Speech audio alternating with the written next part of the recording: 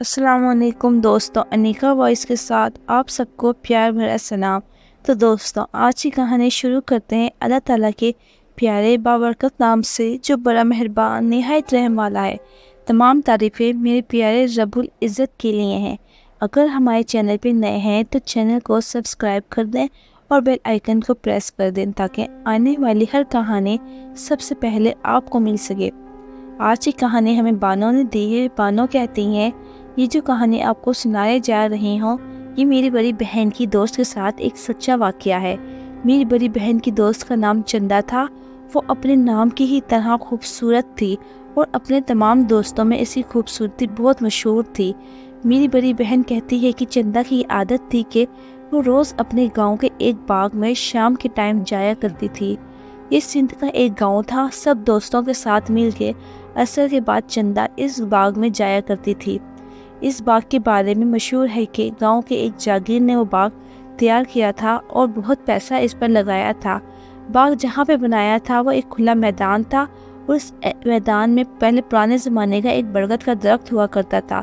اس جاگیر نے یہ کام کیا کہ باغ بناتے ٹائم اس برگد کے درخت کو کاٹ دیا کہ میرے باغ کی خوبصورتی میں کمی نہ آئے، اور جب اس نے وہ درخت کاٹ دیا، اس باغ کے اوپر بہت سی مخلوقات کا بسیرا تھا، تو انہوں نے پھر اس سے بدلہ لیا اور اس جاگیردار کے بیٹے کو بہت سے دورے پڑنا شروع ہو گئے اور اس طرح سے اس کا بیٹا مر گیا۔ جب سے وہ باغ ایسے ہی پڑا ہوا تھا، کوئی بھی اس باغ میں جانا پسند نہیں کرتا تھا۔ اس باغ کے بارے میں بہت سی باتیں مشہور تھیں، لیکن نہ جانے کیوں میری دوست کو باغ اتنا پسند تھا کہ چندا بلا ناگا روز جایا کرتی تھی۔ ایسا لگتا تھا جیسے وہ باغ خود اس کو اپنی طرف کھینچتا ہے۔ اس کی ماں نے بہت دفعہ اسے منع کیا، لیکن چھپ چھپا کے چندا چلی جایا کرتی تھی۔ اسی طرح ایک شام کی بات ہے، مغرب ہو گئی۔ اس کی ماں نے اسے روکے رکھا کہ آج میں اسے نہ جانے دوں گی۔ مغرب کے بعد میری دوست چندا نے بہانہ کیا کہ میں ماموں کے گھر کسی کام سے جانا چاہتی ہوں۔ میری دوست کی ماں نے کہا، چلو اب تو مغرب ہو گئی ہے، اب جانے دیتی ہوں۔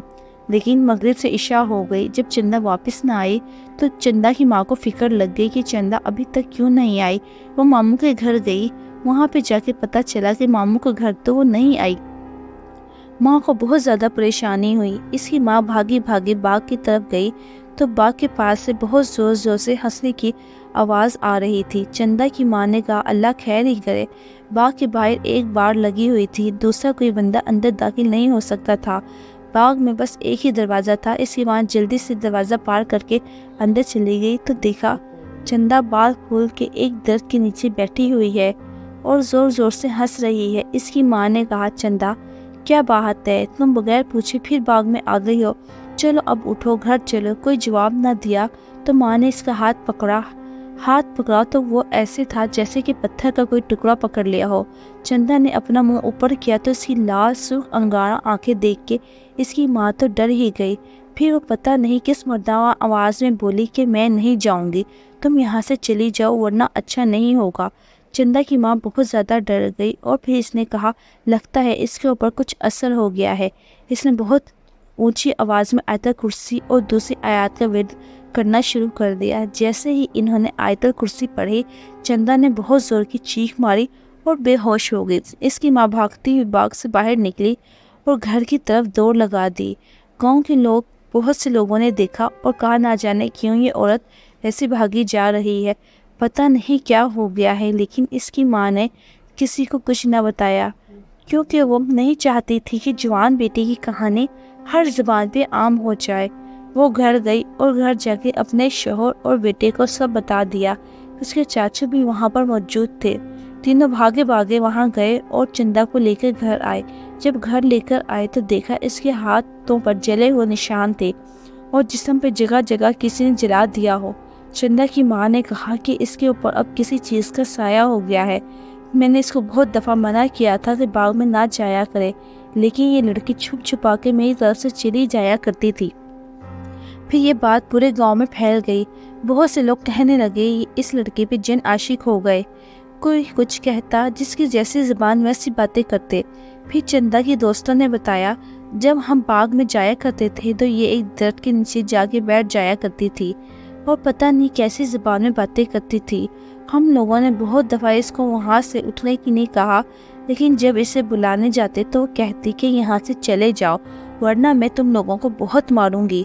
ہم لوگوں نے اس کی ایسی باتیں آپ کو بتانے کی کوشش بھی کی، جب بھی ہم کوشش کرتے تو ہم کو دھمکی دیتی کہ اگر ہم نے کچھ بھی آپ کو بتایا تو ہمیں جان سے مار دے گی۔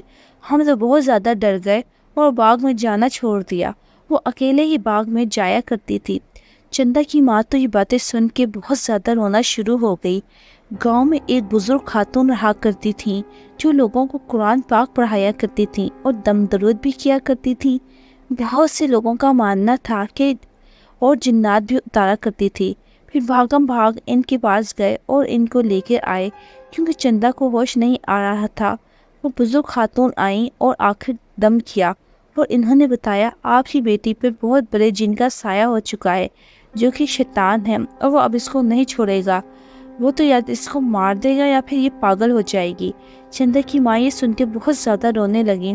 انہوں نے بتایا میں جیسے عمل یاد کرتی تھی وہ بہت بڑے عامل ہیں، میں نے ان سے یہ سارے عمل سیکھے ہیں، لیکن کچھ ایسے عمل تھے جو میں نہیں کر سکتی تھی تو میں نے ان کی شاگردی چھوڑ دی۔ آپ ان کے پاس اس کو لے جائیں، آپ کو مسئلہ حل ہو جائے گا۔ اس کے والد نے کہا اب تو کافی رات ہو گئی ہے تو اب ہمارا جانا بیکار ہے، ہم صبح ہوتے ہی نکل پڑیں گے۔ ابھی تک چندا کو ہوش نہیں آیا تھا۔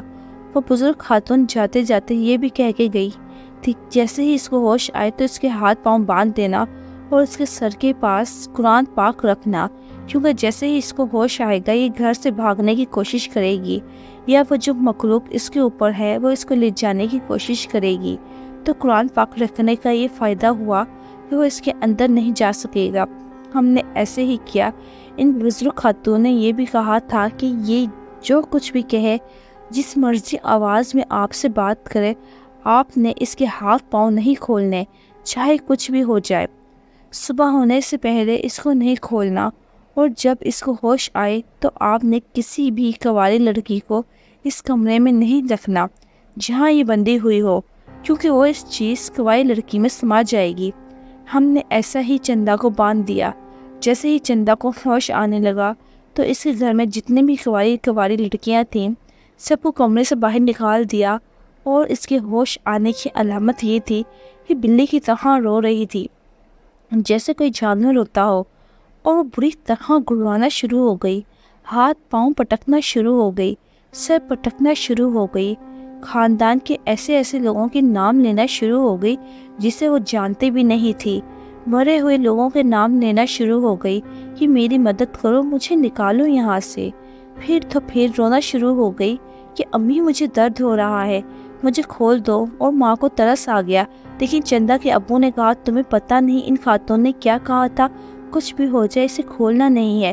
صبح ہوتے ہی سب نے فیصلہ کیا کہ اس کو یہاں سے لے جاتے ہیں ان بزرگ کے پاس۔ وہ بزرگ بہت دور دراز کے علاقے میں کسی جنگل نما پہاڑی علاقے میں بیچ میں رہتے تھے۔ ساری رات ہم لوگوں کو ایسا لگتا تھا جیسے کوئی ہمارے گھر کا دروازہ بجا رہا ہے، اور ساتھ ہی جیسے دروازہ بجتا چندا چیخنا شروع ہو جاتی دروازہ کھولو، وہ آ گیا ہے، وہ مجھے لینے آ گیا ہے، میں نہیں یہاں رہوں گی، دیکھو تم، میں اس کی دلہن بنی ہوئی ہوں، میرے ہاتھوں میں سرخ چوڑیاں ہیں، میں پوری دلہن بنی ہوئی، دیکھو میرا سرخ جوڑا دیکھو۔ حالانکہ ایسا کچھ نہیں تھا، لیکن وہ ایسی باتیں کر رہی تھی جیسے واقعی میں اس کی دلہن ہو۔ ہم سب کو دوسرے کمرے میں بھی اس کی آوازیں آ رہی تھیں۔ ہم سب بہت زیادہ خوف زدہ تھے، کیونکہ میں بھی اس وقت ادھر ہی موجود تھی، کیونکہ میں اس کی دوست ہونے کے ساتھ ساتھ اس کی کزن بھی تھی۔ جیسے ہی فجر کی اذانیں شروع ہوئیں تو اس نے زور زور سے چلانا شروع کر دیا، اور جیسے اذان ہوتی جاتی وہ چیختی چلاتی رہتی۔ ساری رات ہم اس کے پاس بیٹھے رہے، کوئی بھی گھر میں سویا نہیں۔ اب تو ماموں ممانی بھی آ گئے تھے۔ جیسے ہی فجر کی اذانیں ہوئیں چندا ایک دم سے بے ہوش ہو گئی۔ سب گھر والے ڈر گئے کہ اب اس کو کچھ ہو گیا ہے، لیکن وہ بے ہوش ہوئی تھی، اور بے ہوش ہونے سے پہلے اس نے کہا تھا میں صرف اسی کی دلہن ہوں، اگر تم لوگ مجھے کہیں بھی لے کر جاؤ گے کوئی فائدہ نہیں ہوگا، میں نے آخر اس کے پاس ہی جانا ہے۔ صبح ہوتے ہی چاچو چندا کے بابا اور ماموں ان بزرگ کے پاس ان کو لینے چلے گئے۔ جیسے ہی دن ہوا سب واپس آ گئے، ساتھ میں ان کے وہ بزرگ بھی تھے، وہ عملیات کے عامل تھے وہ کوئی زیادہ برے نہیں تھے نہ زیادہ جوان، ادھیڑ عمر کے تھے اور ان کی آنکھیں عجیب سی تھیں، آنکھوں میں گہرا سرما لگا ہوا تھا۔ چندا کے ابو انہیں کمرے کے اندر لے آئے۔ اس سے پہلے کہ چندا کے ابو اس کو کچھ بتاتے، انہوں نے کہا، آپ کا باتھ روم کس طرف ہے؟ مجھ کو وہاں لے چلو۔ پھر ابو نے آ کر بولے، بچی کے اوپر بہت سے شیطان قسم کا جن بسیرا کیے ہوئے ہے، اور اس نے ابھی باتھ روم میں ہی اپنا گھر بنایا ہوا ہے، وہ باتھ روم میں ہی رہ رہا ہے۔ پھر وہ گھر میں آ گئے اور آ کر کمرے میں انہوں نے ایک گلاس میں پانی لیا اور اس میں پڑھائی کر کے چندا کے اوپر ماری تو چندا کو ہوش آ گیا۔ ہوش آتے ہی چیخنا چلانا شروع کر دیا، لیکن آواز تو کوئی اور تھی، جیسے کوئی آدمی بھاری آواز میں چیخ رہا ہو۔ وہ کہہ رہا تھا کہ تو یہاں سے چلا جا، میں تیرے سے مقابلہ کرنا چاہتا ہوں، یہ اب میری دلہن ہے، میں اس سے شادی کر چکا ہوں۔ لیکن ان عامر صاحب نے اس کا کوئی جواب نہ دیا۔ یہ وہ جن بولا، تیرے پاس جتنا علم ہے میرے پاس بھی اس سے زیادہ علم ہے۔ پھر ان عامر صاحب نے تھوڑی سی راکھ منگوائی اور پھر ہم جیسے تیسے کر کے راکھ لے کے آئے۔ انہوں نے اس کے اوپر پڑھائی کی، وہ اس کو پھر ایک چھوٹے سے کپڑے میں باندھ کے چندا کے سرہانے رکھ دیا اور کہا کہ اب مجھے یہاں پہ رک کے مغرب تک پڑھائی کرنی ہوگی۔ اس دوران چندا عجیب عجیب سے آواز میں نکالتی، کون سے آوازیں بولتی جو ہم نے کبھی سنی بھی نہیں تھی۔ پھر جیسے جیسے مغرب کا ٹائم قریب آتا جا رہا تھا، میری کزن کے اندر سے ایسی آوازیں آ رہی تھی جیسے کوئی خبیث آدمی چیخ پکار مچا رہا ہو۔ ہم لوگوں کو بہت سختی سے منع کیا گیا تھا، کچھ بھی ہو جائے کمرے سے باہر نہیں نکلنا۔ ہم لوگوں کے ساتھ چچی، مامی، جو بھی چندا کی امی بھی وہاں پر ہی تھی، بس مرد حضرات ہی چندا کے پاس تھے۔ پھر مغرب کے ٹائم ہوا تو عامر صاحب باتھ روم کی طرف گئے اور راکھ باتھ روم کے اندر پھینک دی۔ باتھ روم میں سے تو ایسی آوازیں آنا شروع ہو گئیں جیسے کوئی بیل کو ذبح کر رہا ہو۔ ایسی آوازیں ہم نے زندگی میں نہ سنی تھیں۔ پھر انہوں نے ہمارے گھر کا دروازہ بند کر دیا اور صحن میں کھڑے ہو کے پڑھائی شروع کر دی۔ آدھے گھنٹے بعد وہ ہمارے گھر میں آئے اور آ کر کہا، جو کچھ بھی تھا اس کے اوپر اب وہ جا چکا ہے، آپ لوگوں کے پاس اب 4 دن کا ٹائم ہے۔ جیسے ہی 4 دن گزریں گے، 5واں دن چڑھا تو یا یہ مر جائے گی یا یہ اس کو اپنے ساتھ لے جائے گا، کیونکہ وہ اس کے ساتھ اب سے نہیں کی برسوں سے ہے۔ جس باغیچے میں یہ جاتی تھی، جس درخت پہ چڑھتی تھی، اس درخت کے اوپر اس جن نے اپنا بسیرا کیا ہوا تھا، اور وہ کوئی عام جن نہیں ہے، باتھ روم میں رہنے والا ہے۔ ہم لوگوں کے کزن تو تھے جو چندا کا رشتہ مانگنے آئے تھے۔ انہوں نے پھر اس بات کی پرواہ بھی نہ کی اور پھر اگلے دن چندا کا نکاح ہو گیا۔ نکاح ہوتے ہی چندا نارمل ہو گئی، وہ ایسا برتاؤ کرنے لگی جیسے کچھ ہوا ہی نہ ہو۔ وہی سمجھ رہی تھی کہ وہ بیمار تھی اور وہ ٹھیک ہو گئی ہے، لیکن جیسے ہی رخصتی ہوئی، کزن اپنے کمرے میں گیا تو چیختا ہوا کمرے سے باہر آیا اور آ کر کہا، جب میں کمرے میں گیا تو چندا نہیں تھی، وہاں کوئی بدصورت چڑیل بیٹھی ہوئی تھی، اور میں نے یہ بھی دیکھا تھا اس کے پاس ایک کالے رنگ کا سایہ کھڑا ہے جس کا ہاتھ بہت ہی لمبا ہے اور اس نے چندا کے اوپر رکھا ہوا ہے۔ سب بھاگے بھاگے چندا کے کمرے میں گئے تو سب کچھ نارمل تھا، چندا کی دلہن کے روپ میں بیٹھی ہوئی تھی۔ سب نے کہا، لگتا ہے یہ تمہارا وہم ہے۔ اسی طرح پھر کافی ٹائم گزر گیا، بہن کی شادی کو پھر سب کچھ نارمل رہا۔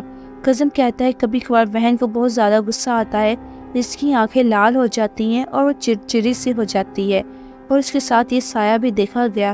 تو پھر ہم نے دوبارہ عامر سے رجوع کیا تو عامر نے کہا، وہ چیز تو اب اس کے پاس سے ہٹ گئی ہے، لیکن وہ اس کے پاس آنے کی کوشش کرتی ہے۔ اسی گلے میں ایک تعویذ تھا جو میں نے دیا تھا، شادی کے دنوں میں اس نے وہ اتار دیا، جس کی وجہ سے وہ اس کے قریب آنے کی کوشش کرتا ہے، اور وہ تعویذ دوبارہ پہنا دیا جائے تاکہ وہ اب دوبارہ اس کے پاس کبھی نہ آئے۔ پھر کزن نے ایسا ہی کیا۔ ماشاءاللہ سے اب میری کزن کی شادی کو 18 سال ہو گئے ہیں، اب وہ بالکل ٹھیک ہے۔ اس کی 3 بیٹیاں ہیں، لیکن کبھی کبھار وہ بہت بیمار ہو جاتی ہے۔ ہم نے وہ گاؤں تو چھوڑ دیا تھا، میری کزن کی جان تو بچ گئی، لیکن پھر بھی وہ اکثر چڑچڑی ہو جاتی ہے اور بیمار ہو جاتی ہے۔ یہ ایک سچی کہانی تھی جو میں نے آپ سے شیئر کی۔ اس کے ساتھ ہی میں آپ کو ایک میسج بھی دینا چاہتی ہوں۔ جوان بیٹیوں کو، لڑکیوں کو کبھی بھی باغ وغیرہ میں اکیلے نہیں جانا چاہیے۔ اگر جائیں گی تو کبھی بھی کسی درخت کے نیچے نہ چڑھیں، کیونکہ باغوں میں ایسے جنات ہوتے ہیں، وہ لڑکیوں کو پیچھے لگ جاتے ہیں اور پھر ساری زندگی کچھ بھی ہو کر لو، ان کا پیچھا نہیں چھوڑتے۔ جتنی مرضی آپ پڑھائی کروا لیں، جو بھی کر لیں، اپنا اثر کبھی نہ کبھی وہ دکھائی دیتے ہیں۔ تو دوستوں، یہ تھی ہماری آج کی کہانی۔ اگر کہانی آپ کو اچھی لگی ہو، کمنٹس میں اپنی رائے کا اظہار ضرور کیجیے گا۔ اس کے ساتھ ہی انیکا وائس کو اجازت دیجیے۔ اللہ حافظ۔